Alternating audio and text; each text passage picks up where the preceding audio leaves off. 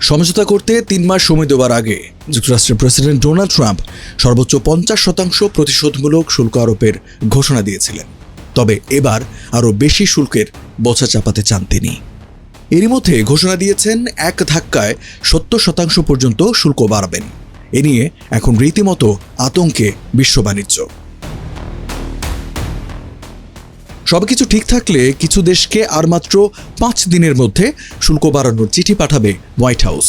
তবে বেশিরভাগ ক্ষেত্রে নতুন শুল্ক হার কার্যকর হবে ১ আগস্ট থেকে। বিশ্লেষকদের মতে এর ফলে শেয়ার বাজারে পতন, বন্ড এবং মার্কিন ডলারের বিক্রি আশঙ্কাজনক হারে কমে যাবে। ৪ জুলাই সাংবাদিকদের সঙ্গে আলাপকালে ট্রাম্প জানান, গত ৯ এপ্রিল ৩ মাসের জন্য শুল্ক স্থগিতের যে সিদ্ধান্ত নিয়েছিলেন তিনি, তা এখন কার্যকরের প্রস্তুতি চলছে। এর মধ্য দিয়ে আমদানি পণ্যের ওপর কী পরিমাণ শুল্ক দিতে হবে তা পরিষ্কার করতে চান ট্রাম্প। এই শুল্কের হার আগের চেয়েও যে বেশি হতে যাচ্ছে সে আভাসও দিয়ে রেখেছেন মার্কিন প্রেসিডেন্ট। ট্রাম্প বলেন, আগামীকাল থেকেই আমরা বিভিন্ন দেশকে চিঠি পাঠানো শুরু করব। শুল্কের হার ১০ বা ২০% থেকে ৬০ বা ৭০% পর্যন্ত হতে পারে। ট্রাম্প জানান, তার প্রশাসন ৯০ দিনের স্থগিতাদেশ শেষ হবার পর